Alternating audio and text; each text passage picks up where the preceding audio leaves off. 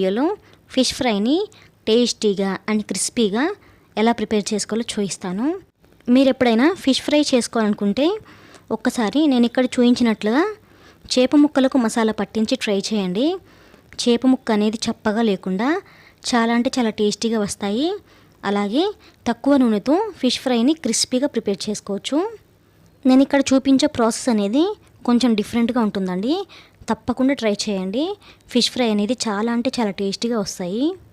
Fish fry చేసుకోవడానికి ముందుగా నేను ఇక్కడ 1/2 kg చేప ముక్కల్ని తీసుకున్నానండి. మొత్తం మీద నాకు ఒక 6 పీసెస్ వచ్చాయి. చేప ముక్కల్ని నీట్గా సాల్ట్ అలాగే కొంచెం నిమ్మరసం వేసి క్లీన్గా ఒక 3 to 4 times పాటు వాష్ చేసి తీసుకోవాలి.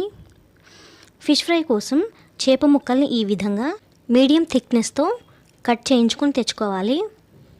చేప ముక్కల థిక్నెస్ అనేది ఈ విధంగా మీడియం